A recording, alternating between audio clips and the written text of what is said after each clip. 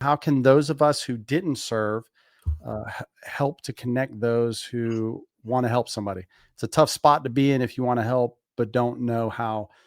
Ben, we talked about this a little bit at the beginning, right? Like this idea that there is an important intersection between veterans, their families, and the American public, right? All have perceptions and want to support. The best thing you can do is also provide your voice, right? And I know you're thinking is kind of like, oh, well, that's, I mean, well, how does my percep? Well, it matters because, oftentimes, even though I don't completely agree with this, what I'm about to say, but oftentimes for some, perception is reality.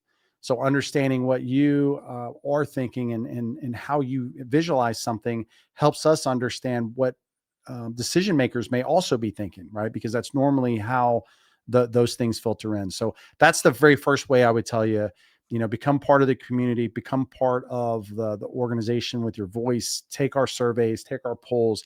That's probably the most important thing that we could do from that. The second part is we have not released the volunteer program yet, but it's close. Like it's close. The team that's behind that, which is Valerie and Leah, as you guys can hear us, we're talking about, almost the same people over and over again. We're a very small team, but Yeah, we are. those two will be more than happy to kind of pull you in, Ben, and then talk a little bit about, how you'd like to get involved with that. And there's a lot of really great opportunities.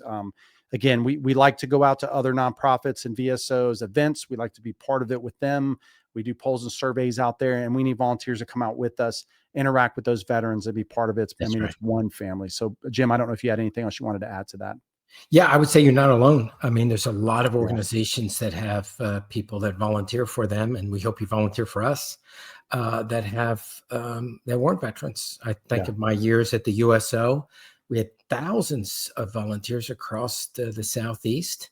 The vast majority of them were not veterans, but they had an affinity and a love for those that did serve, and they wanted to be part of that. And they were the greatest people I ever worked with. But they had a dad who was in the military. They had a brother or a sister, grandfather. Just because you didn't actually serve in the military doesn't mean that you can't support veterans.